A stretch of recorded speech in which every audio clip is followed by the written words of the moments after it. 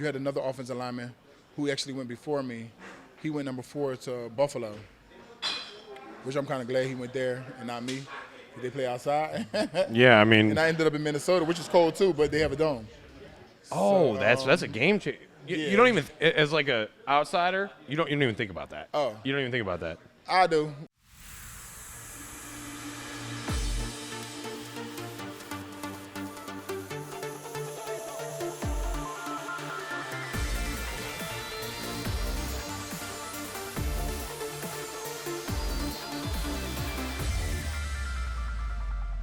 All right, everybody, welcome back. Let's fucking do it again. You know, we are at the Duck Tavern, 5901 North Federal Highway, Boca Raton, Florida. We just wanted to shout out those guys for, letting us hang out today. And we got Bryant Mckinnie. Look, and enjoying a good meatball sandwich. Oh, yeah, you hooked it up, bro. That shit was good, wasn't it? That shit was good, wasn't it? It was good. It looked good. I might get one when I leave. But everybody, you got to know, happy hour is 3 to 7 every day up here. Saturday and Sunday, you got brunch from 10 to 12. And Wednesday, you got 75-cent wings. So check it out. It's an amazing space. You got great ownership up here. It's just a fun place to hang out. So, but shit, dude, thank you for coming, man. I appreciate it. Thanks for having me. Yeah, no doubt. So let's just kind of dive into it. You're from Jersey. Yep. Okay. And we're in Florida. So is it just like a thing where everybody down here is from, like New York, New Jersey? No, right. Like, what's the deal with that? I think because we all grew up in the snow and the cold weather, and having all those harsh winters that when we get old enough, we kind of come down here and visit a few times and then find ourselves like really loving it down here. So that's why you have a lot of people who are snowbirds, or you have people like myself. I just happened to go to college here, and I just made this my main residence from there on. Yeah, absolutely. What was it like growing up in Jersey? I like growing up in Jersey. So Yeah? I feel like we're kind of the best of both worlds, especially the time period when I grew up in Jersey, like, in the 80s and in the 90s. And then things transitioned, with the internet and even musically. Like when I got here in '99, started more of the Southern music started taking over too. So I feel like I got the best of kind of both worlds in that space. Growing up in Jersey was fun. I had a great group of friends. I feel like people from Jersey are tough. There's that New York Jersey mentality, Yeah, I feel and like, even right? Philly, because I grew up in South Jersey, and Philly was right across the bridge too. And Philly has that like tough, very tough blue collar mindset as well. Yeah, you guys are like earning what you're doing. Yeah, There's no handouts over there, dude. Don't mind going out there and earning and working for it. Like all you people in LA. You know what I mean? Won't say what you're doing for money. But yeah, man, that's crazy. And so like kind of walk me through a little bit towards like, and I want to go kind of through your whole life and what you have going on now. Mm-hmm. At what point in your life, I mean, you're 6'8", 350? 365. Sorry. I was 365. When I first got in the league, for some reason I had to be 348 instead of 350. That was like my weigh-in. Like, who said 348? That was me. That was my rookie year. Did they bump your height up at all? I was always 6'8". You know what I'm saying? You know how they do that, no, right? In college, at one point I was like 6'9", but I was always 6'8" and 3/4. That was my real height. When in your life, like at what point during your career, as far as like when you were younger and you're in Jersey, you're going to high school there, were you like, I think I can make this work? Like, I'm going to be a professional footballer. It wasn't then. It wasn't until I got to Miami. Really? Yeah. I come from a small town in New Jersey. It's called Woodbury, New Jersey.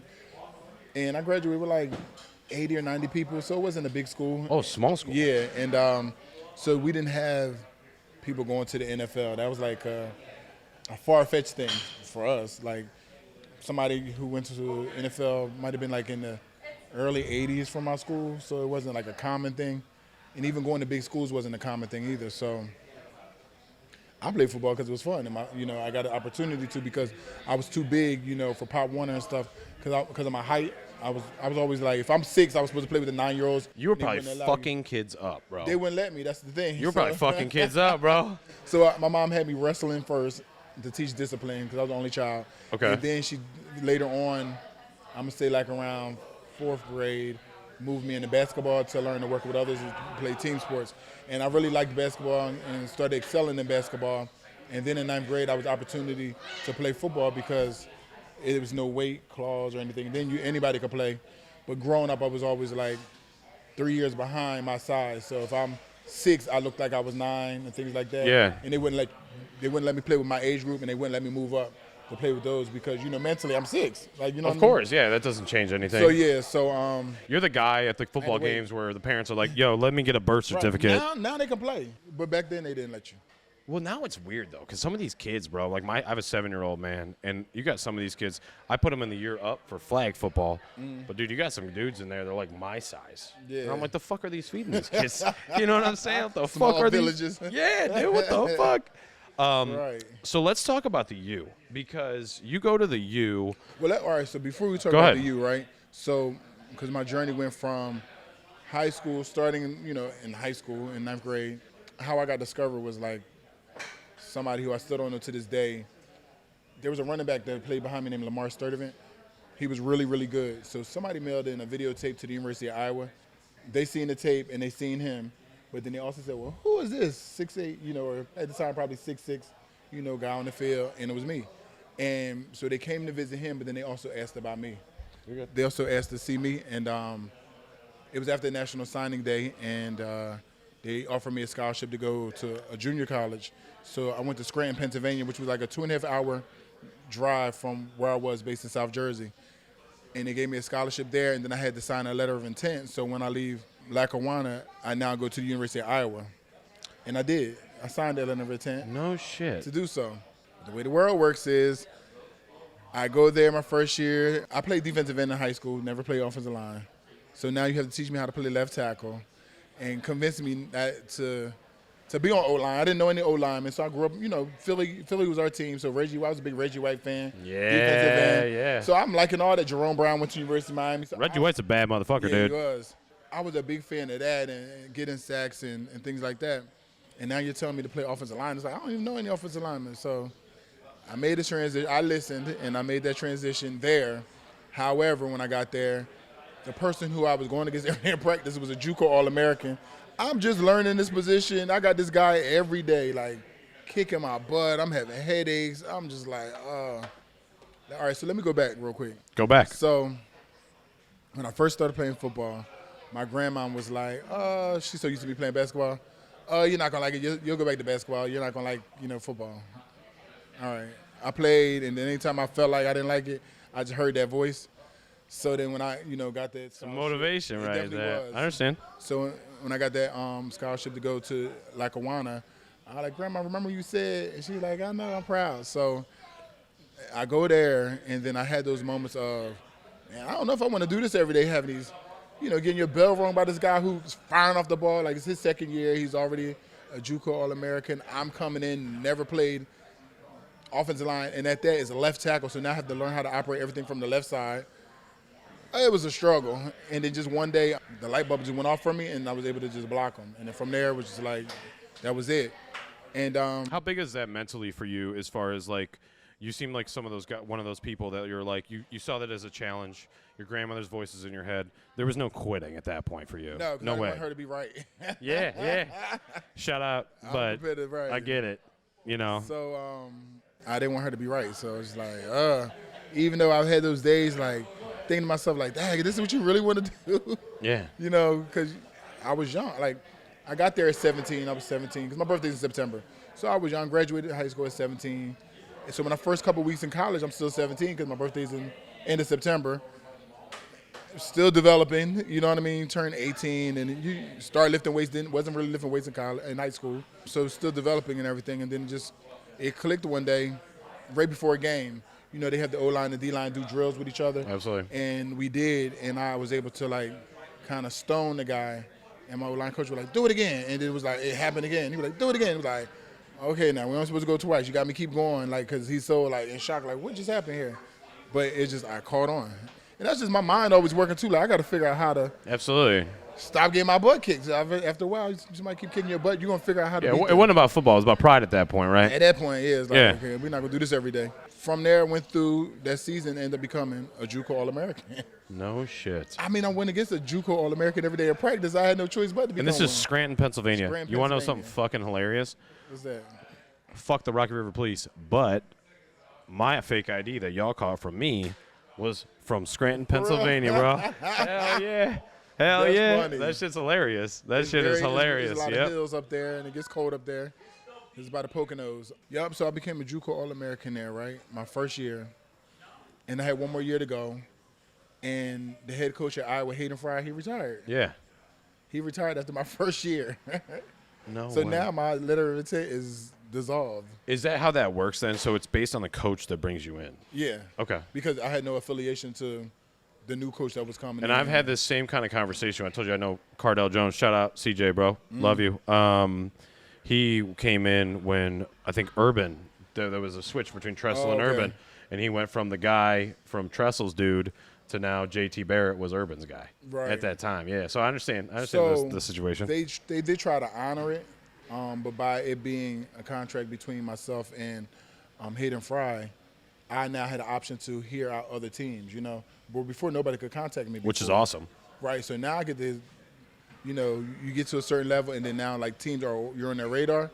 So now I'm like, well, let me see who's all out there. Yeah, you know? yeah. Before, nobody could talk to me, so I had no clue. So when that happened, it allowed me to get letters from other people and them, you know, being able to contact me and things like that, which kind of opened the door up. So then that's how I kind of ended up landing in Miami. Yeah. Which was a blessing. You, I think. And then when I got a scholarship to the University of Miami, I reminded my grandmom again. Remember when you said I was not going to like it and I was going to quit and go back to basketball? And she like, yes, I'm so proud of you, this and the other. I said, thank you. So that was the next step. How was your support group going through that? I mean, obviously, Grandma loves you, and she was supporting you, but you know, like, how was your family support group at that time? Very opinionated because for some reason, when I came to Miami, I came here, I had a great time, but I got sick because of like the weather change. It was like, first of all, Miami stays up at 5 o'clock. Up north closes at 2. Yeah. So I'm used to that. I came here on my visit. It was like November. It was like warm as I don't know what here, like 80-something degrees. I don't have all these summer clothes. I came here like with jeans and like a sweater, like, you know what I mean? That's got straight like New Jersey. a cold while I was here. So the first night I hung out party, you have me out till like 5:30, 6 in the morning. Then I got to get up the next day for walk around campus at 9 a.m. Like, oh, you forget I'm about exhausted. that. These people who took me on the visit, y'all can sleep in. I got to like get up and now I'm just drag across campus all day long, sit in these meetings.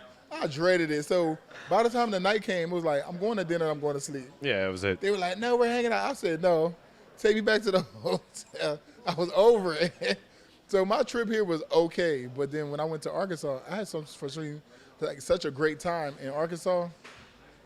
I had fun. So Arkansas was like, and then my offensive coordinator on Scranton, he was an alumni from Arkansas, so he was always constantly pushing that. He was constantly in my ear, Yeah. right? And I did have a great time. But what's ironic is when I was on that trip in Arkansas, I was with those guys, my host, and we were watching the University of Miami play a makeup game against UCLA, and Miami was the underdog, and they won. So that was like, wow, I was just there, and I was just watching the stadium go crazy.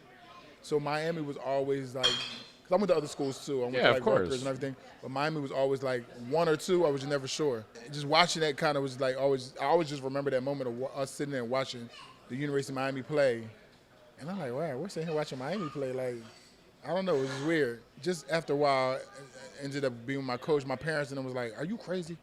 Like, why are you picking Arkansas? Like, cause I kept saying, oh, I love Arkansas. Because they probably have in their ear at that point your coach as well. Coach was definitely in my ear. Probably pushing that Razorback situation. He's like Miami. My dad is like Miami. My mom is like Miami. So then my mom reminded me like all the different players who actually like that went to Miami, like Jerome Brown because he played for the Eagles. Yep. You had Warren Sapp, you had Michael Irvin. She started naming all these people. Then she looked at the graduation rate. It was like in the mid 70% people who graduate from there and all that stuff. She started just saying all these facts, and after a while I was like, okay. She's like, why would you want to go to Arkansas? Like, they was talking to me like I was crazy, like Arkansas, like, and I was like, oh, okay. And then my head coach started talking to me too, like, you really need to go to Miami. And once again, I just listened to her opinion, and I went, and it was a great decision. So then, like I said, I reminded my grandma when I got the scholarship there, came to Miami. I redshirted the first year. I didn't want to, because now I wanted to come from JUCO, and I wanted to just jump in and play. Yeah, absolutely. I understand that. There was a guy, he was a fifth-year senior. They put me on the depth chart at the bottom. Okay. And I worked my way all the way up to rotating at the #1 spot with him. I'm about to take this. Like, that was my mindset. What's it like when you get that, like, call up. I mean, you had already been through it, right? Because like the JUCO situation, obviously, which people really, just for the record, like there's some bad motherfucking JUCO players out Jeremy there. Shockey, my roommate. Yeah. He was my college roommate in Miami. He came from JUCO too. Yeah, some There's of a them lot. they're bad motherfuckers. And so what's it like when you get that call up to be that hit the depth chart, and you know what I'm saying? Like what's that like? Wait, you're number 1 now, bro. Yeah, so it was. You know what's funny is even when I had a plan already when I knew I was going to Miami, I looked at. You had Mel Kiper. He had like these different lists for players. Oh, bro, I know the list. I understand. So he had different players broke down in like positions too, and he ranked them. And me being in junior college, I still was in the 100 tackles somehow. Yeah. I was like 98 or something, like, you know what I mean? I was No definitely shit. in the 90s, right? And I seen a tackle who was currently at Miami, Joaquin. He might have been in like the 20s or something like that. And I was like, okay, I have to go here, and I need to get up into the 20s somewhere around him to match him. But I want to pass him too. But I need to find a way to get in that, in that top 20, top 20, top 30. So that was like kind of already a goal of mine that I had set forward in my mind, like back in JUCO when I knew I was going there. I got there, so my first step was to take this guy's position. Yeah, of course. I mean, that's a goal the whole time, right? Yeah, some people, that's not a goal for them. Some guys feel like because they're young or new that they'll wait their turn. I wasn't trying to wait. I was like, Do you think that mentality that you have, particularly right there, is like, I think it's special because that's the difference between like being a bulldog and getting what you need to go. Two things are going to happen. One is that I'm going to either take your position, or two, you're going to become even better because you're fighting harder to keep your position. Yeah, You know what I'm 100%. saying? So at the end of the day, I feel like me coming in was going to make the team better because now you have to fight and play a lot harder to keep your position because I'm coming to get it. And people have to have that mindset. I think a lot of people are like, well, I'm only a freshman, and they feel like they're okay with being a freshman or being a transfer or being new, that, I'll just wait my turn. I did not care. It was irrelevant to you at that point, bro. I was like, I don't care if it's a senior year. Well, fight me for the position. Like, may the best man win. And we did. We went back and forth to the point where we were rotating, and I just was like, okay, the fact that I went from 3rd or 4th on the depth chart to now rotating at 1, I was like, okay, I definitely must be doing my thing. So they called me in the office one day. Butch Davis called me in the office, and I'm thinking he's about to congratulate me, like, yes, you have to start the job. So he sits me down. He's like, Brian, you've been playing really well. What's that feeling like when you get that conversation and you hear the praise, and I'm sure there's motivation behind it. What's that praise like at that time feel like for you? It's like, okay, you're recognizing my growth and how I'm actually out here. Like, that's gotta feel good. Really putting in work. So it's like, that feels good because you also got to remember too, coming from JUCO, the level changes, but also me being in JUCO, it made me, I'm gonna say tougher because we didn't have all the equipment for his injuries and things. Yeah. So like I remember one of my coaches always saying, my offensive coordinator, he always would say, you can't make the club in the tub. Therefore, that means you can't make the team always being injured. Yeah, of course. So I took that to heart. Like I've never in my career missed a game for no injury, ever. And we'll get there, but I believe it was 80 consecutive. I got suspended. That's how I read that. But it wasn't an injury. But I bet you that party was dope as fuck. Shout out Fred Smoot. What's up? Right. And then they still had to pay me for that suspension, too, because I didn't get charged for anything. That's fucking hilarious. But I read that shit. That's funny as fuck. That's what messed up my whole streak because other than that, it would have continued on. Like, well, that's it, man. You see a lot of these guys with that, and like I think your durability. I think that's one of the biggest factors in football. Period. I feel like that foundation started in junior college for me. Yeah. Because now when I got here, I would see a lot of guys in the training room all the time, and I only came in there to get my ankles taped, and like once a week whenever we had the chiropractor come in and do adjustment, and I was out of there. I didn't stay in the training room at all. Yeah, you're not hanging out in there like. Did you see a lot of guys that you would go in there, not to name names, but like was there? Did you see guys that like on a regular basis? That was always in there. Like something was always wrong. It was like, what is wrong? Like what's wrong now? Like you know what I'm saying? You had certain players that were just stayed in the training room. Do you think so? Like you're in Miami, you're playing, you're doing really well. Was there a particular time when you're like, I might go to the NFL here? Well, definitely after I redshirted. So Butch Davis had called me and asked me to redshirt. Did I want to? By the way, we're all Browns fans. Oh, okay. Shout out Butch Davis. Yeah, I'm gonna get to that too. Yeah, we'll get to that. Let's get to that. Uh-oh. I didn't really feel like hearing that. But then, talking to my family and everybody else, It kind of calmed me down and convinced me, like, it is a better thing. You'll know the plays better. You'll be able to operate faster, things like that. Okay, I did it. So I redshirted. So now the next year, it's like, okay, this is my position. At this point, like, this is my position. I'm going to take this position, and I'm not giving it up. So we're going to go in here, this, spring ball, and then go into, training camp. And it was like, okay, I don't know who's going to try to battle me for this position, but they're not getting it. And I won it. And then, But that's the mentality I feel like you have to go in with, right? Some people just go, I don't know what mentality some other people have. I know what I have. Like, Yeah. You know what I mean? Absolutely. And I just went in and I just kind of like, I ended up getting a position. And then from there, I kind of just did, my whole thing was I never wanted to be called out in meetings for not doing your job. Yeah. So I feel like I was more or less making sure I did what I was supposed to do. So you couldn't stop the film and say, like nothing. Which has got to be like the most embarrassing thing ever, right? It can be. Our coach, Coach Kehoe, he was fun though. So he would make it funny at times too. But I just hated that in general. I hated that in JUCO. I just hated it in general. Like, don't call me out. Let me just make sure I do my job. So that's how I was looking at it. Not realizing I was doing my job really well. I was just looking at it as, I'm just going to do my job. So you can't say anything to me, and I'm going to just get done what I need to get done, what you told me to do. Yeah. Always how I looked at it. So I was doing my job, apparently. And really a big breakout game for me was my junior year against Florida State. You had a guy named Jamal Reynolds, who was an elite pass rusher, who was getting a lot of sacks.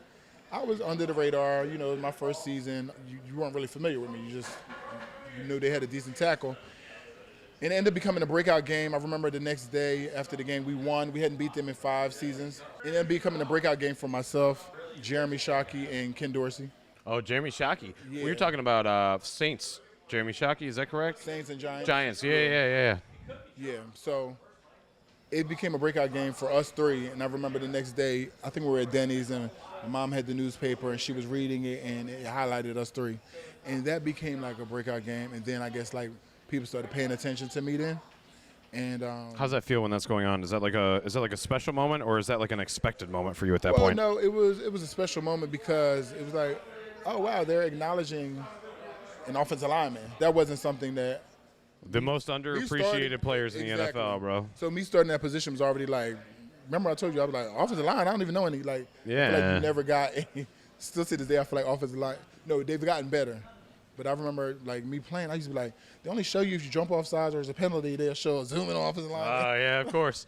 Number whatever it is. Here it is. They're Yeah. zooming on you then. It's like, but they've gotten better at that now. Because like Trent Williams, they do a great job, promoting how good he's playing. Offensive line, I feel like, is like the most, like I said, it's the most underappreciated thing in the whole world. And I love all the stories of like quarterbacks and how they take care of their offensive linemen. I haven't really had a quarterback who You never had that. So You got no love. Favre was the closest, but the other ones, I just was missing out on these quarterbacks who was Showing you love. like, I'm out here like, hey, it's like quarterbacks were cheap or like. Hey, yo, bro, can I get a Rolex, man? I've been protecting I you, dog. never experienced Damn. none of this.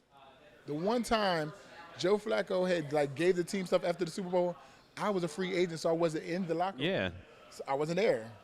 But you just won the But then Super Bowl with him. Yeah, but I had left and I was visiting other teams. I wasn't present. Okay. He did it while I was gone, but then when I came back, I never got a gift. So it was like I just missed it. I missed that window because I was, I had a 2-year deal with them. So my deal was done after the Super Bowl, and then now I was in San Diego taking visits. I was here in Miami. Yep.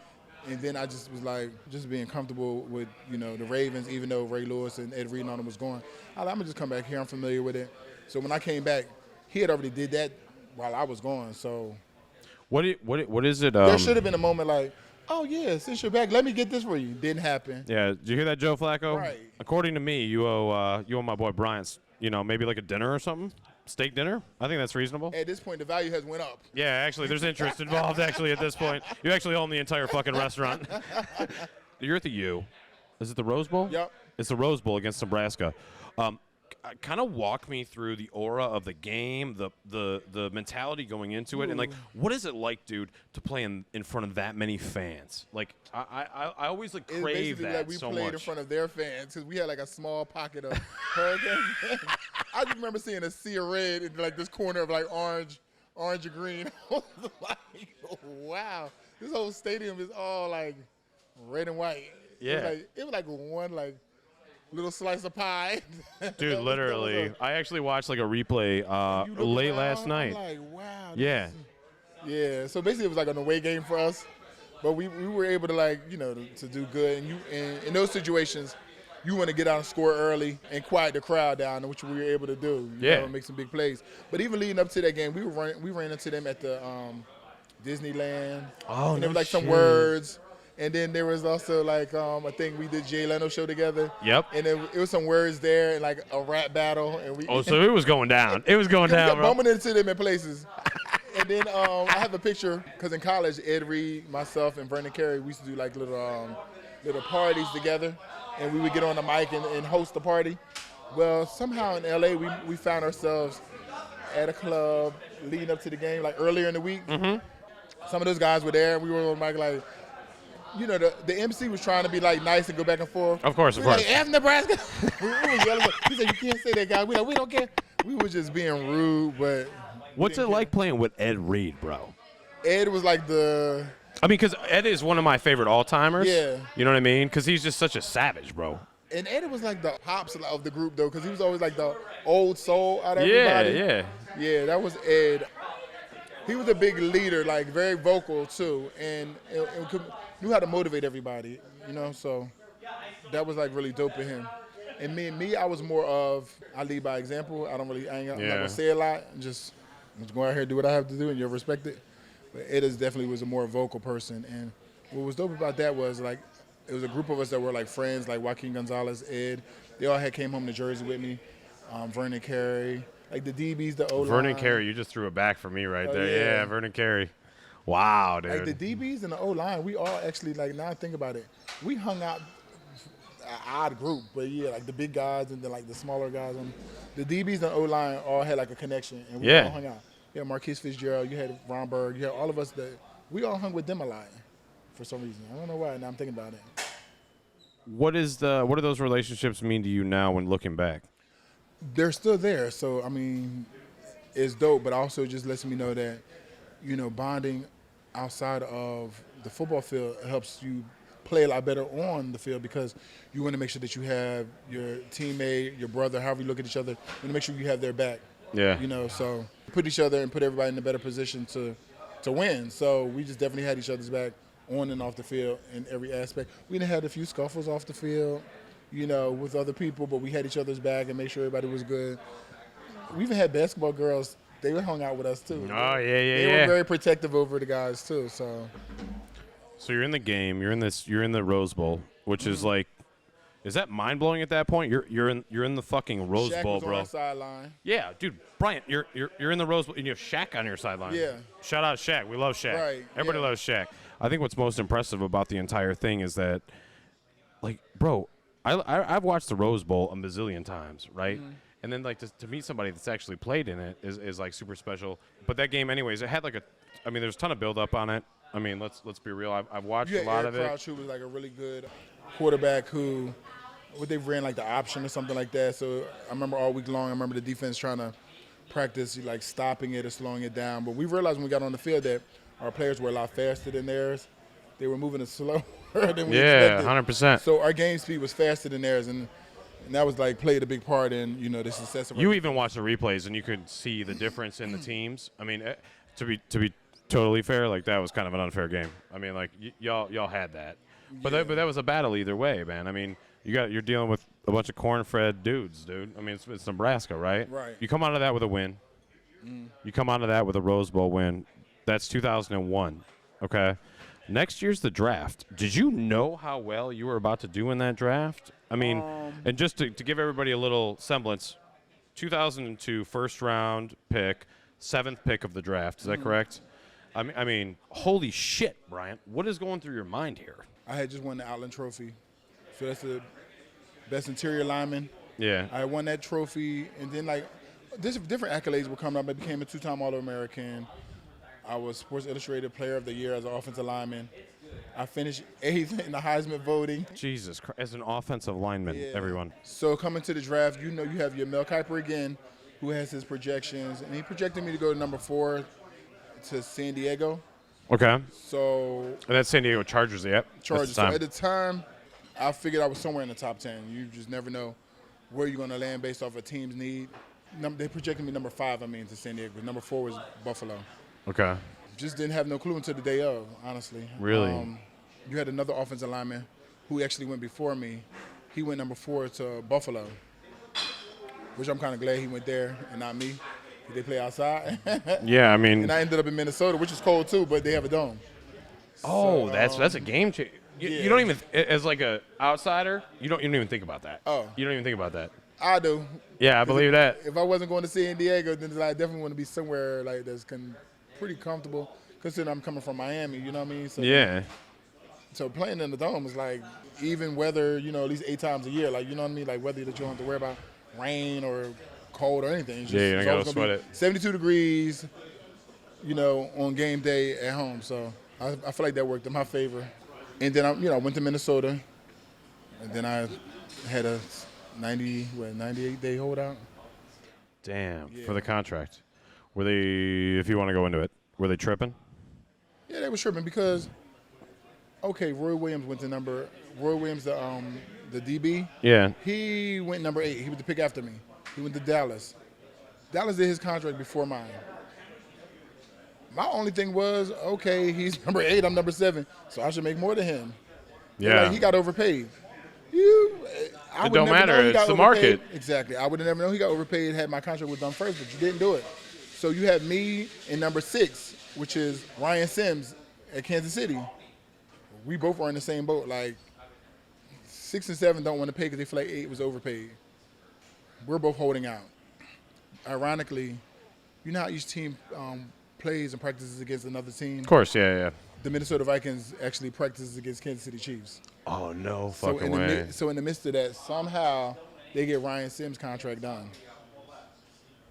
You leave me still sitting out there. Now I'm out here by myself. Yeah, that's bullshit at that point. It was like we were like the last 2. Yeah. We were the last 2. So I'm out here just by myself, and they're still like not budging on my contract. My agent found out that there was collusion that took place between Kansas City and the Minnesota Vikings.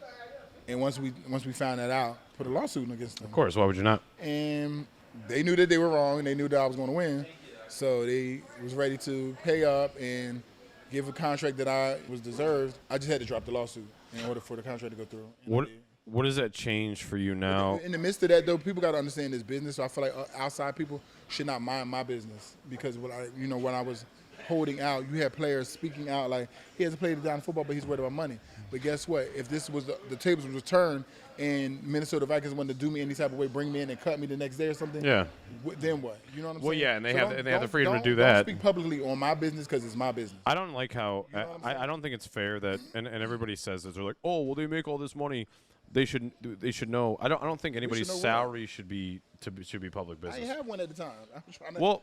That's what kind of leads me to this though, man, because like you weren't getting paid off your likeness in college, right? So like, what's your opinion there? Because like I know how that NIL stuff works. I have a lot of friends that are very close to that, and in fact even run organizations with that.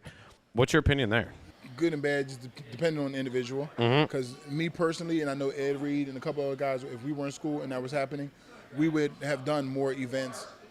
Like getting that type of money, yeah, of course. We would have done more things that involve the team outside of the coaches to bring the team closer together because then that adds more to the team. You know what I'm saying? That adds more bonding. That just adds more things to the team where a lot of these guys are now separating themselves from the team because they have this money and they're getting their own property and they're just showing up for work, but then they're going back home and they're already acting like as if they're in the league. You know what I'm saying? Yeah, absolutely. So they just show up for work, but they're not really engaging or bonding with their teammates, and I feel like that's very important. I won a Super Bowl with a team who was big on the bonding and connecting, and then even with the Vikings, the best record I had is when Brett Favre got there. It was all about the team bonding and connecting and being on one accord on and off the field. You know what I mean? So that's a big part of it that I've seen in every level that gets you very far. So you got drafted, 02, first round, 7th pick total, and you said you were holding out, so we've gone through that and everything. Then you eventually get a contract, right? Yeah. Is that so kind of walk me through how that actually ended up coming about?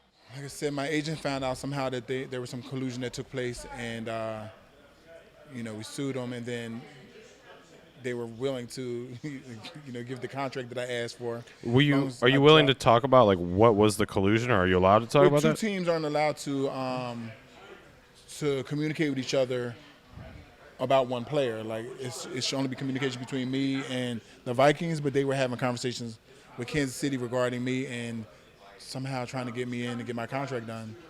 And that's probably how Ryan Sims got his contract finished too. But that's not allowed to take place. Okay. So it's like, and is that simply because like I'm assuming the rules like if you're an unrestricted free agent, you can talk to whoever you want. But at this point, you're a drafted player with the Minnesota Vikings. Collusion is two teams aren't allowed to get together and discuss any type of techniques of trying to work on anybody else's strategy of getting players to get their contract. Okay. So like that can't even like be it's not. It can't even just be a conversation. No, I not understand. at all. Okay. So especially when you have pick 6 and 7 who are 6 is Kansas City and 7 is Minnesota, and now y'all are working together to get our contracts done to meet y'all's needs. That's not allowed. That's kind of fucked up. That's pretty fucked up. So you eventually get a contract. I do.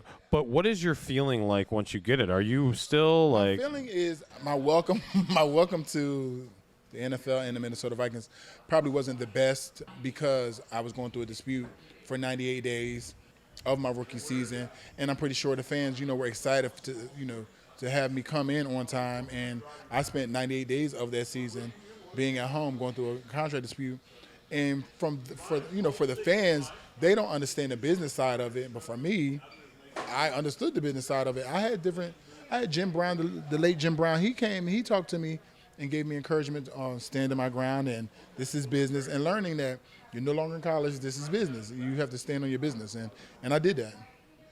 He was a legend of a guy, and I'm a forever Browns fan. Yeah, he definitely is. And so, like, to hear that is super cool that he was kind of guiding other guys in that situation and being helpful. I love hearing that. Let's go back to the Browns real quick. Go ahead.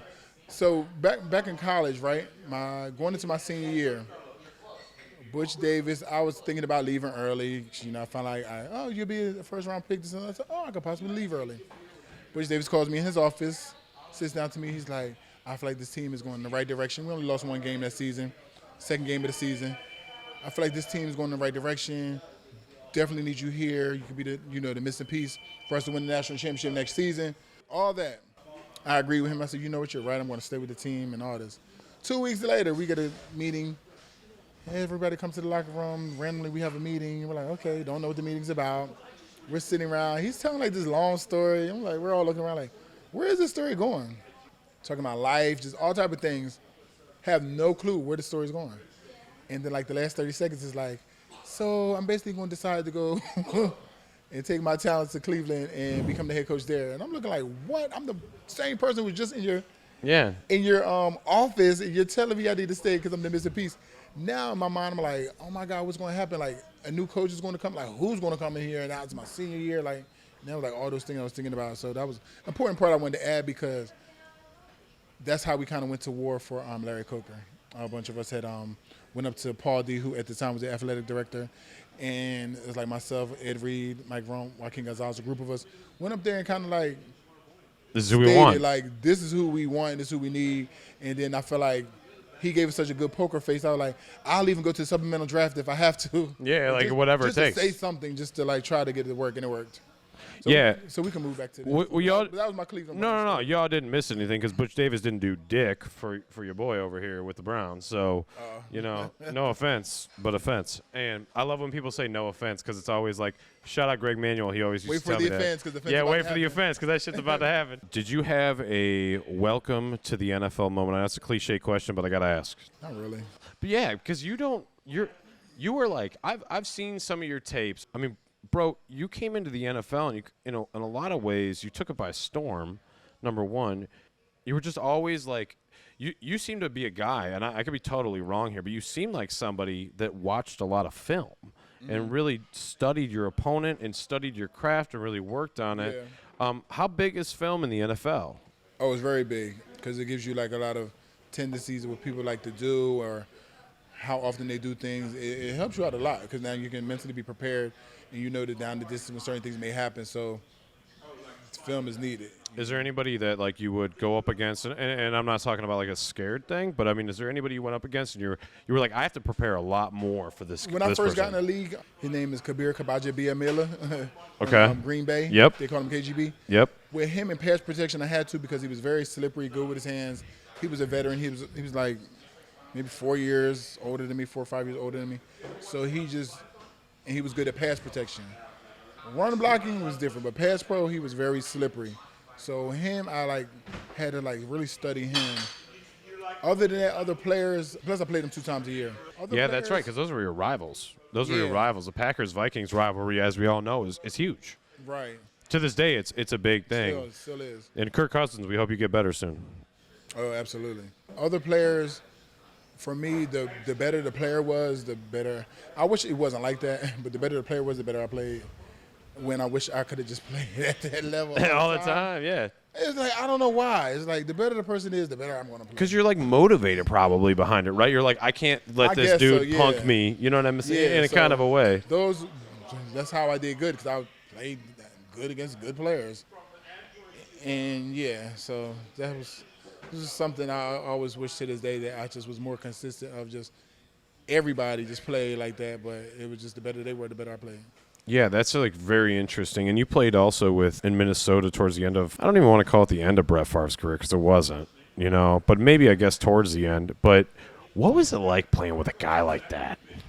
Tell you, it was funny because we heard the rumors, and then we were actually on lunch break, and like the news was following his car, like with the O.J. Simpson. Yeah. I know exactly what you're talking about. Following him to the locker room, to the facility.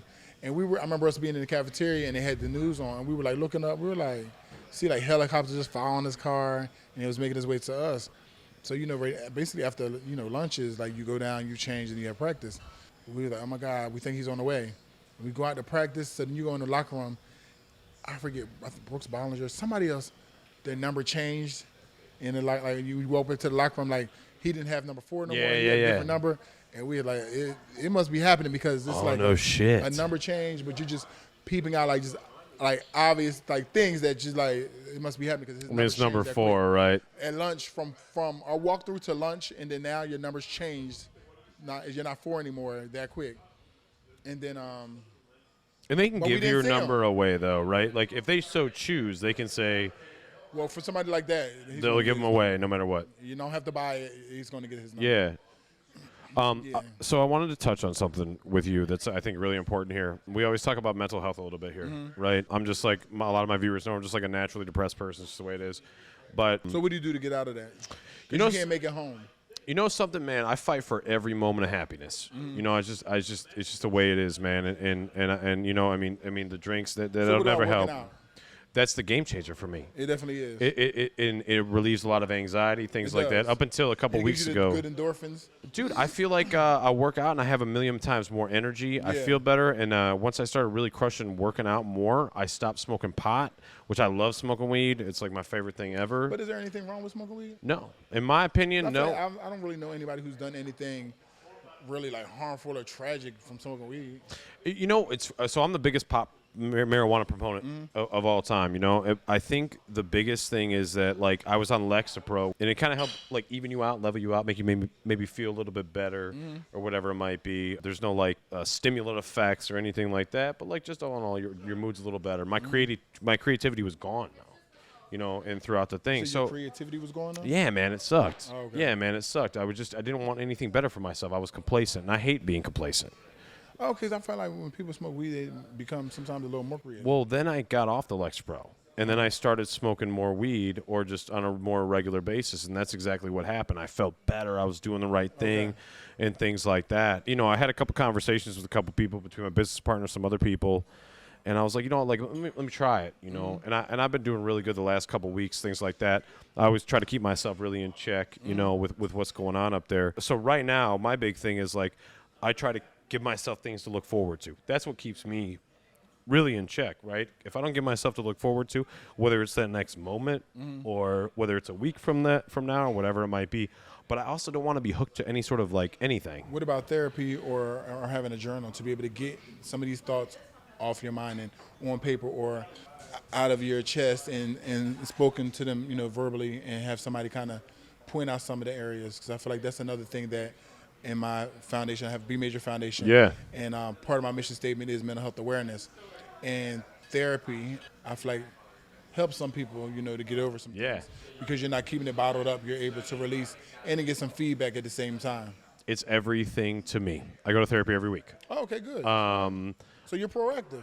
I couldn't do without it. So I went through this bad breakup, man, and it was all my fault. I mean, the whole situation. I lied. I was a piece of shit. I was just a loser, man. You can hate yourself all day long for it, right?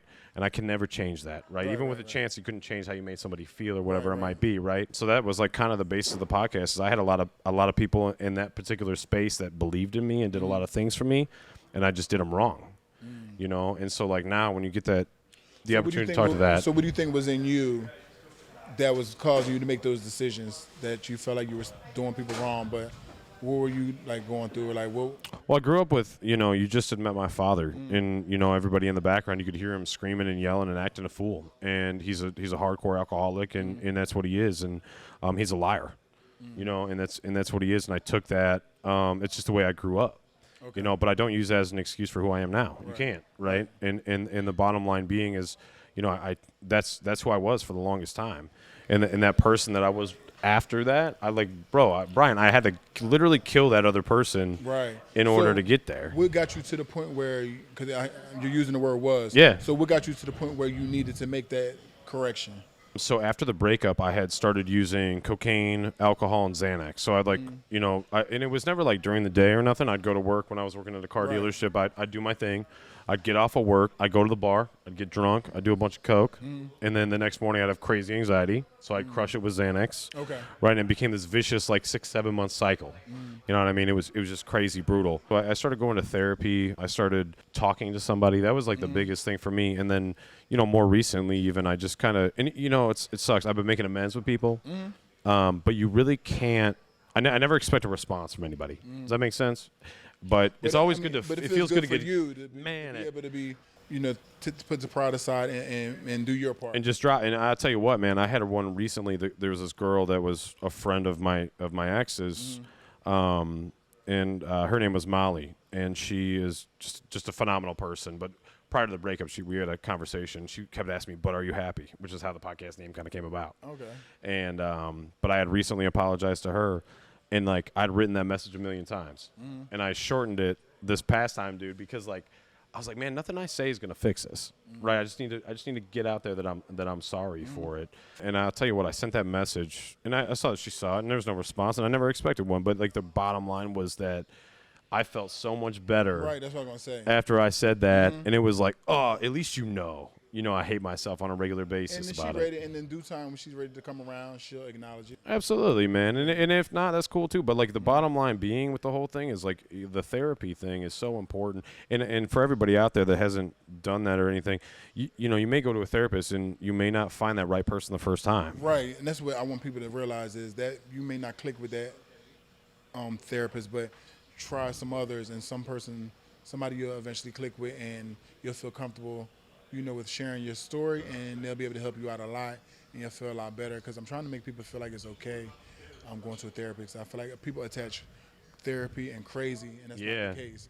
It's no, therapy and healing, because that's what you want to do. Have you ever heard the Dave Chappelle quote? It's, the worst thing in the world is to call somebody crazy, and what he says is, quote unquote, I don't understand this person, so they're crazy. And then he goes on to say, that's dismissive, that these people aren't crazy, you know what I mean? They come from an environment that might be a little sick.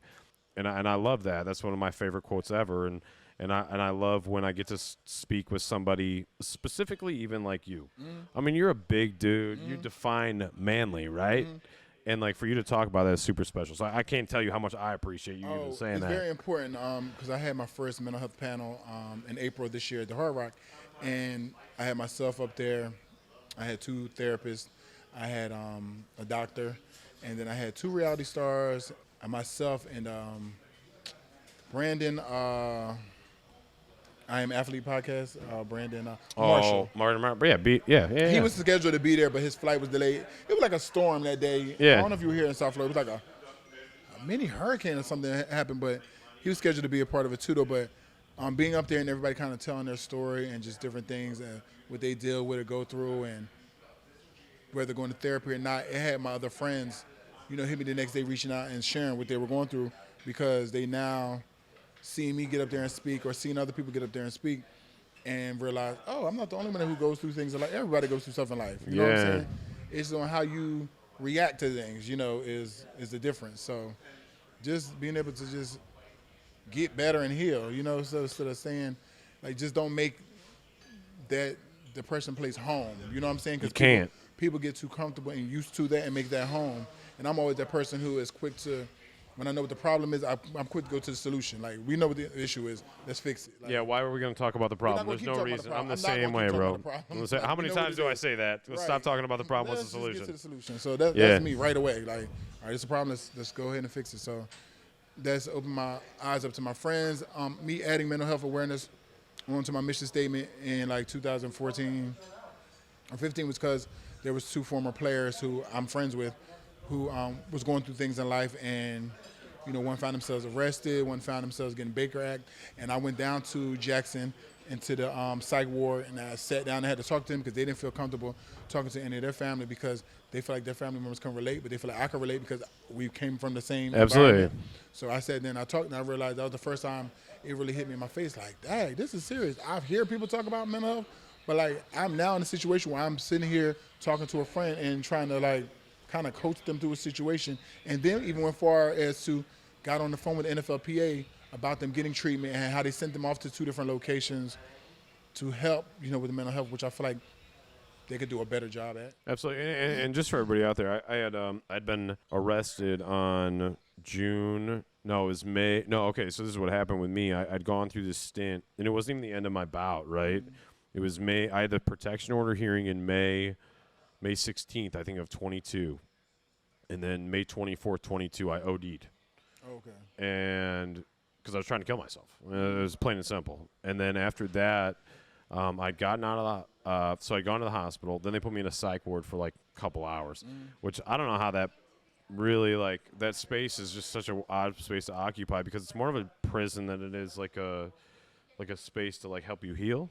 If that makes sense. I mean, I can't really see how.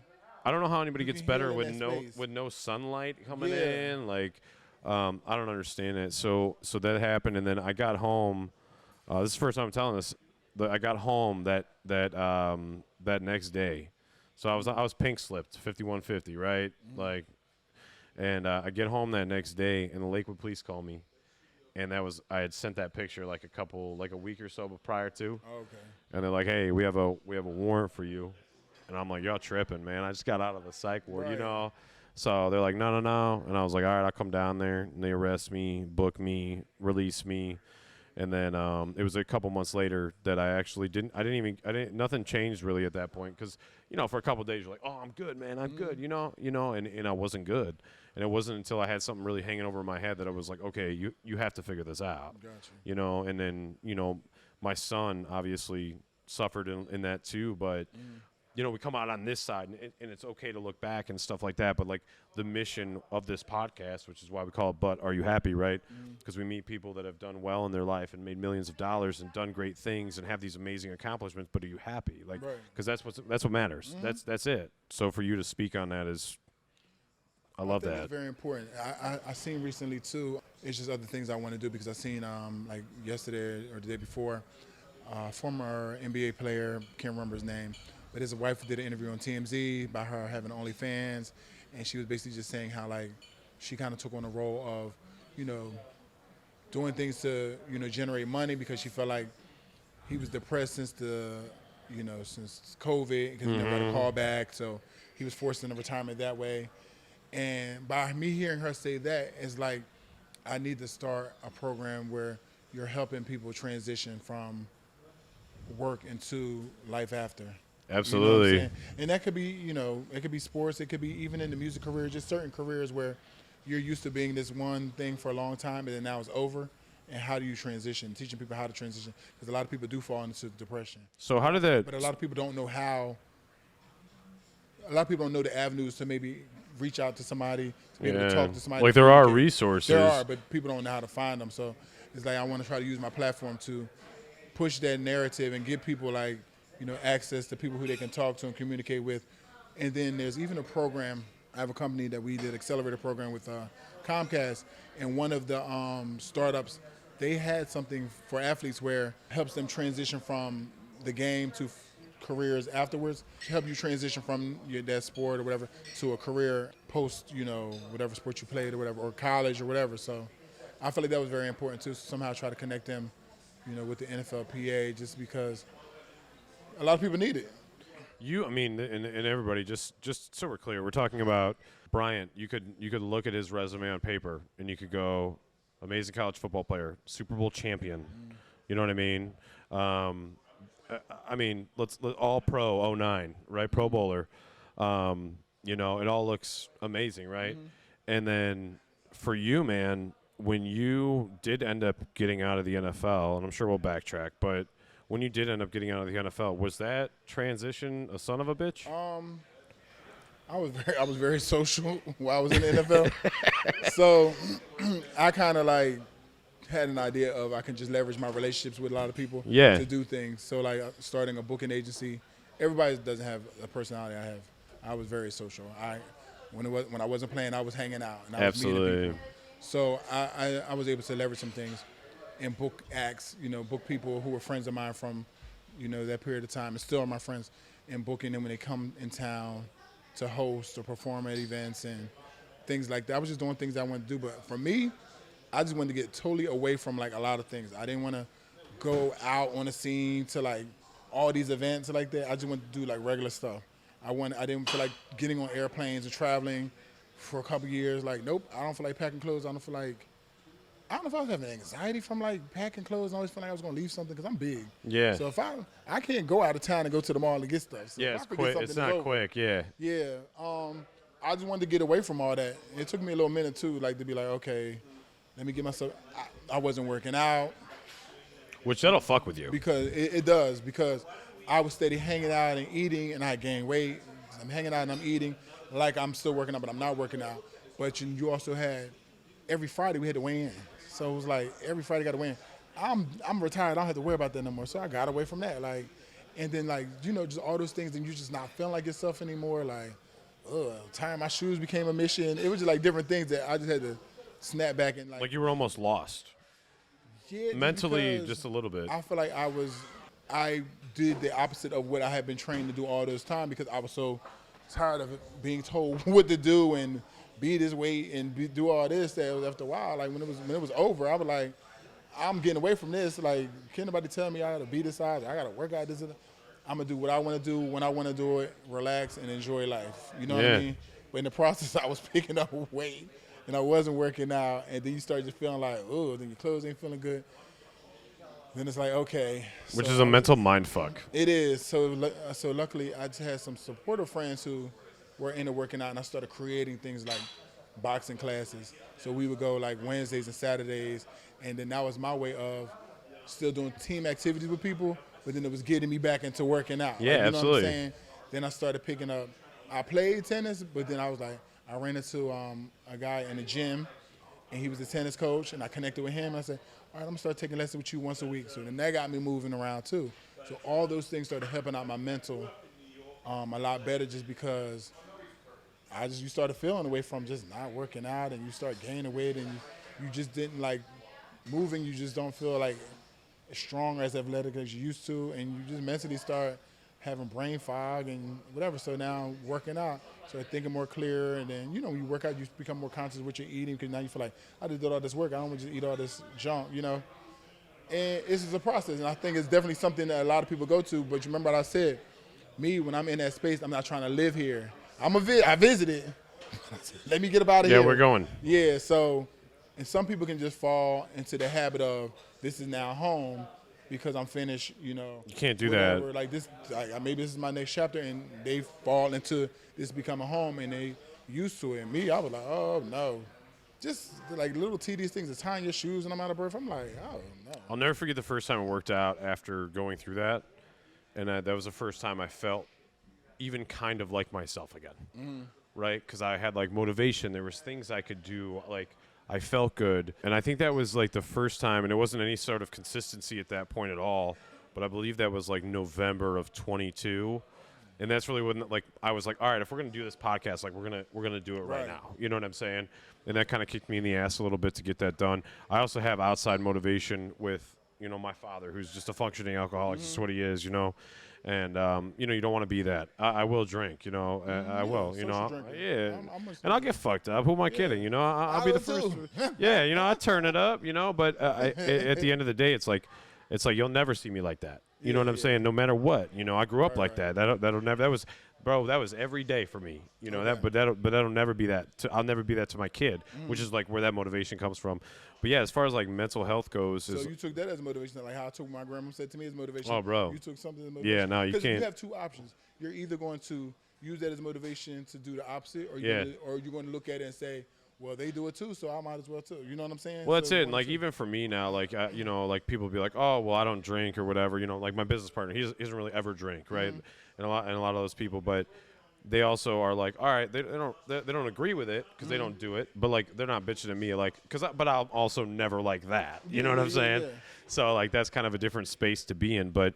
Yeah, guys, as far as mental health goes, like even if y'all need anything, y'all can reach out to me, obviously. And what's your organization called? It's called B Major Foundation. So our mission statement is basically healthy kids, keep them active and healthy living. And then single-parent homes, I help with them during the holidays. And then mental health awareness. And then I'll eventually add financial literacy because a lot of these guys now are younger and they're coming into NIL deals and things like that. And them and their parents need to, you know, learn some financial literacy behind that. Let's talk about that. So you got in the league. Well, I mean, if you don't mind me asking, what was your financial situation before going into the NFL, and then your financial situation after signing the contract, and then how did that change you as a person, or what were your spending habits? Like, kind of just give me all of it. Well, before going to the NFL, I didn't have a financial advisor, so yeah. People thought, I mean, because I went to Miami, people think I was already balling because you know, they felt like they take care of you in Miami, but I mean, no, you're just a college kid who out here surviving, and you figure out ways, you know, with your other teammates and stuff to get by. I moved off campus because we get a check to move off campus, and I had 3 other roommates, you know, so we would split bills, stuff like that. So, I mean, I was more a person who I knew how to talk my way into situations, so if I wanted to be somewhere to do something, I knew how to talk. Yeah. I'm going to tell you what's funny. Mario Cristobal, who is now the head coach, is the person who because he was my graduate assistant for the offensive line. No shit. Yeah. So, no shit. So he's the one who took a lot of time with me because you had Coach Keogh, who was the head O-line coach, and he was the assistant. So he took a lot of time with me, developing me, really. When Coach Keogh had everybody, he would pull me aside on certain games, and we would watch extra film or do different things, right? He was the first person. So I had a great rapport with him. He was the first person who introduced me to South Beach. Oh, for real? So South Beach is wild, everybody. Hugo worked the door at like the most popular clubs. At the time it was called Amnesia. And he says, okay, when you go down there, you're gonna look for this guy. He's a big guy, like Asian looking guy. You're gonna say, hey, Mario sent me this and the other. He's gonna let you in. I was like, okay. I was underage, but they didn't know. They didn't ID me because but look at you. Yeah, I was gonna say, dude, you're 6'8", bro. Ain't nobody saying shit. I went down there, and then from there, like Hugo was the head of security, so Hugo would always like let me in, and I would bring like, you know, 2 or 3 friends with me. He would let us in, no problem. And after a while, they would see me there so much on the weekends that even if Hugo didn't let us in, they were used to seeing my face. They would let me in. Yeah, it was what it was. So it just built to just repetition to keep seeing me. So Mario was the first person, and from there, I became great friends with Hugo for years to come. So he introduced me to South Beach. Where am I going with this story? Who cares? Just keep going. Just go there. But yeah, so Mario introduced me to South Beach. So I was talking about like financials and stuff like that. So that's what I was saying. I talk my way into places. So just being social and always being able to get connected to the right people helped. So yeah, that is a game changer. I didn't really. It wasn't too much. We had friends who worked at certain bars, and they were like $20. They would kind of take care of you all night. Like, yeah, of course. Just building relationships. Relationships are important. You build relationships with the right people. You don't really have to pay as much. So it's basically kind of how I mean, but that's the whole thing, right? Like, because like if you do build those relationships, and a lot of those become lifelong relationships, you may not even realize it at the time. I'm still friends with It's a lady named Dorian. She used to work at GameWorks. She was our waitress. She lives in LA now. She reached out to me recently. She used to work at GameWorks, and she was our bartender there. Just talked to her recently. And this is back in college. And she would, like, look out for us and be like, oh, it's just, like $40. We've been there all day drinking. Like, Yeah, when you get that tab and you're like, nah, this ain't it. It was a guy at it was a club called 609 we used to go to on the Thursdays. His name was Tom. Tom would tell the people at the door, like, I got these people coming. He was the bartender. And he'll be like, oh, don't worry about it. Like, we'll order stuff. We'll go to the order with him. And we, like, try to leave him a tip. Be like, don't worry about it. Like, it was just certain people who played key roles, and just we had those relationships and respect for them. And they had it for us, and they just showed love. So it was like we were able to get around a lot of things. Well, that translated through everything for you then at that point, even as you grew. When you got, when you got into the league, though, sometimes some things you didn't feel like always negotiating with somebody, so you just pay for it. Is that a tough thing, like when you get into the league and people know you have money and like you feel like you're kind of getting fucked a little bit? Yeah. You definitely have people who just target you and want you to use your money for everything, and they're not putting no skin in the game for anything. It's like, what? But I understand a lot of people don't want to use their own money. They like to use other people's money in business as you get mature and older. Because even for me, I'm going to use somebody else's instead of mine. Cause I Absolutely. Was taught that, Absolutely. But they become, I feel like, players and try to get them to use theirs. And because they didn't have a certain amount of knowledge on whatever the situation was. But my mom didn't play that. Yeah. To me too much. So you had you had that good people surrounding you at that point. I had a hawk. She was a hawk. See, that's good though. That's good. What's it? I want to drop back a little bit. What the fuck is it like winning a Super Bowl? Winning a Super Bowl, I feel like to me it was like going back to college and going to a bowl game, because that's how the whole week felt. Like you went on tours, you had press day, it felt like you were. Where'd you play your Super Bowl? Where was that? In New Orleans, which was a great place to have a Super Bowl. Yeah, dude, Yeah. let's go, bro. Yeah. It was a great place to have I a love Super New Bowl. Orleans, yeah. Me too. Yeah. I played there. The Sugar Bowl, my junior year, was in New Orleans. Oh, okay. So for me, it was like going back there, and it was going through that.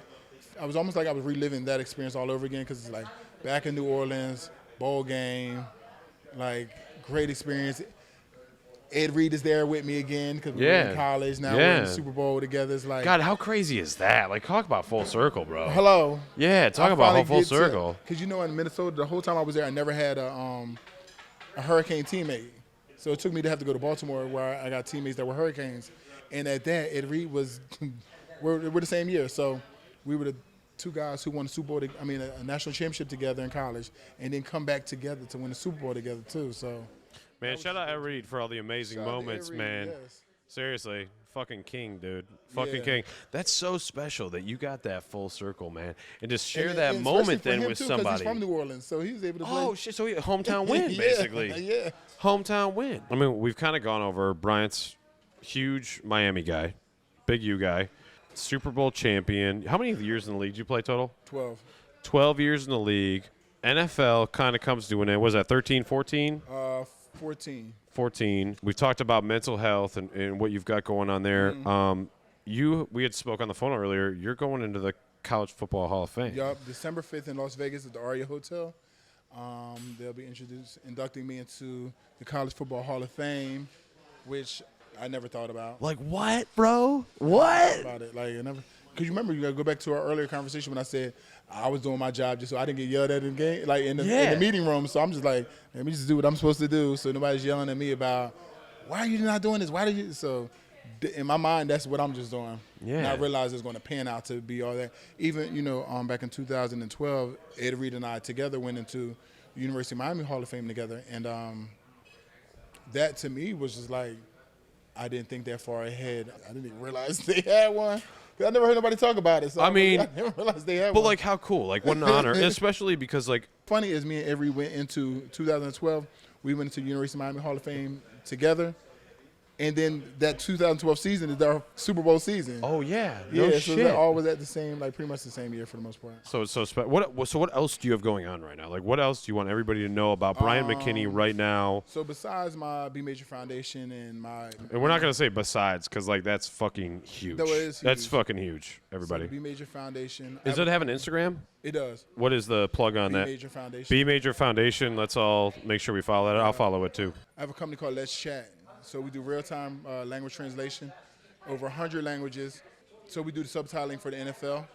Bojangles, we do translation for them, far as like, what is it when they, when people get the job, they give them like employee, like the manual or whatever? Yeah, the employee handbooks. Yeah, so we translate those for employees. We do stuff for McDonald's, Coca-Cola. We're looking to, I believe we just signed Major League Soccer.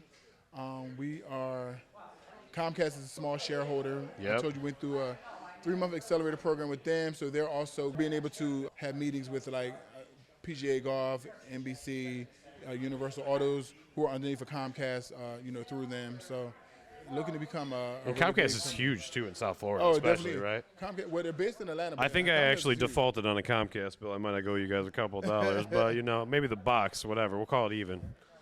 Right, kept a box. Yeah, so that's a big thing that I have going on right now, and then looking to get back into the music realm soon too, because I did Pleasure P, his solo album Introduction to Marcus Cooper, which got nominated for 3 Grammys, and I'm looking to get back into that realm and hopefully eventually win a Grammy. So not That's hopefully, so eventually win a special. Grammy. Get back into music and win actually a Grammy. You, I do. Like I said, I want to introduce you to Malik. If you Okay. don't already know him, he would be a great person for you to talk to for Then I sure. want to get on the TV side too. I feel like I could be a great casting director. Got one right over there if you want to talk to him. And I'm dead serious. Like a lot of these guys, like I think what's so special about you, bro, and I'm not just saying this. What's so special about you is that, you work hard. You go through the NFL. You do your thing. You have a badass cruise with Fred Smoot. I wish I was invited to that bitch. Let's go. You go through all that. You come out. And then, you're sitting here, we're talking about mental health. We're talking about getting better. We're talking about getting everybody involved with the language translation stuff, right? That really changes a lot of things. Yeah. What is, if like Bryant Mckinnie had a message to everybody, what would it be? Don't limit yourself or don't allow anybody to put limits on yourself. And I feel like that goes back to my grandma. So if one thing she's taught me a lesson is not to limit or doubt yourself. If you feel like you can achieve it, go out there. You pretty much can. If you can see it, you can achieve it. Yeah. Yeah, that's so special. So I got to talk more. So let me go back to this real Yeah, quick, sorry. go ahead. No, go. So remember my grandma thing again too. So when it came time to get drafted, grandma, guess what? Remember you said? Oh, shit. And then it's like, it's all right. National championship, grandma, same speech. Draft day, we're in New York, grandma, same speech. What was the next moment? I made the Pro Bowl, grandma, next speech. Super Bowl. After the Super Bowl, the very first person out of my family who found me on the field with all the confetti was my grandma. Grandma, now remember when you said, I remember the confetti coming down. She ran out there. She was the first one who found me on the field. Yeah. Also had another grandma moment because she was there when I got inducted to University of Miami Hall of Fame. And in my speech, I mentioned that too during that speech. And then I get to mention it another time in December. Oh, you got to talk about Yeah, that. of course. This has been like the push through everything. And definitely plug the mental health stuff. You get an opportunity. Oh, to, I definitely will, yeah. Because like what you have going on there. But, I think what's so cool is like it seems like you have a phenomenal relationship there. And like to be able to say like, this was a motivator for me. Mm-hmm. Just hearing that you're going to play basketball, man. You're going to get tired of this, whatever it might be, right? And there was no hate. It was all love the whole way. But it was just simply like, I got to prove you wrong here. I got to prove you wrong. When she said that, I was like, what? And I was just like, I'm going to prove her wrong. I'm not going to let her be right. Yeah, and I think it's great, too, because I feel like you've carried that into a lot of things because you've carried that into, like, okay, the stigma behind mental health is this, and then now, you know what, let's talk about it. And I'm not going to lie, even when it came to music, it was a stigma with athletes trying to get in the music business and people not taking them serious and feel like you're wasting your money. And then I come in and I get a project that's nominated for 3 Grammys. I said, now you have to respect me. And you really enjoy that then, huh? Yeah. What was your favorite part about working I on when that? people underestimate me or doubt me. Yeah. It motivates me more like. Yeah, go ahead, tell me I can't do it. Right, because I'm gonna crush it now. So yeah. What was your experience in the music industry like? The music industry is not like the music industry isn't like the NFL. NFL has more structure. Yeah. The music industry can be like a little bit all over the place, and you have a lot of people who come in trying to just get money. I feel like they think short term. I was gonna say that, bro. Yeah, How many very, fakes? like, You greedy let me and know fake. fake people out it's a there, lot huh? of Yeah, I have greed too. and just fake things and fake smiles and handshakes. They're really not can't do anything, but they'll sell you these dreams that they can. And Is there anything else you want to touch on that we haven't touched on? No, I don't think so. You're good? Okay, so I finished my podcast with this question with everybody. On a scale of 1 to 10, it's a two-part question. On a scale of 1 to 10, how happy would you consider yourself to be? And if it's not a 10, what do you think you can do to get yourself closer to a 10? I'm gonna say like an 8.5 because there's still other things I want to accomplish in life. So that's what'll make me happy. Is all the goals that I set out to accomplish, I complete them. So until then, I'm cool, but I'm not like all smiles yet because I still have work to do. Yeah, you're not satisfied. You want more. Yeah. Well, I can't tell you, I came into this podcast and I was very excited. I'm way more excited now after talking about mental health with you. Oh, yeah. Because any time I get an opportunity to even, you know how it is, you tell your story, you feel better or Right, whatever right, it might right. be, and have that dialogue. And then I'd love your link, and I'd really like to, even if we could, for nothing, bro, I would love to plug your foundation as far as mental health goes thank you. as much as we can because I that is appreciate that. more than special to us. is. It's the basis of what we do, and we want everybody out there to know it's okay to talk about whatever you need to talk about. is. You need to have somebody to speak with. It's okay to not be okay, keep your chin up and work out. That's a big thing. Work out, right? I do yoga too. Yeah, yoga's Take good. hot yoga. Dude, hot yoga is rough, though. Yeah, it is. Oh, yeah, hot But yoga. I like it because it already like starts to warm your body up. Yeah, you're loose. So you're already like sweating, and I sweat like I don't know what. I believe that. But no, man. Hey, thank you forever, no man. problem. For real. Yeah, I yeah. can't tell you how much I appreciate Thanks that. for And we'll be back next week. Enjoy and check out the links below and everything. I want to make sure that this foundation gets looked at and then we utilize this because there's not enough stuff out there right now for mental health. Right. There's not enough space out there, and the more that we get, the more we promote this, the better off we're all going to be. It really is the way it is. So thank you all for listening. Thank you, Bryant Mckinnie, for just being just a fucking hell of a dude. So thank you all, and shout out to Duck Tavern. You guys are amazing. Thanks again. Cool. We're good. Yeah. Bro, thank you so much. Yeah, that no was problem. dope, bro.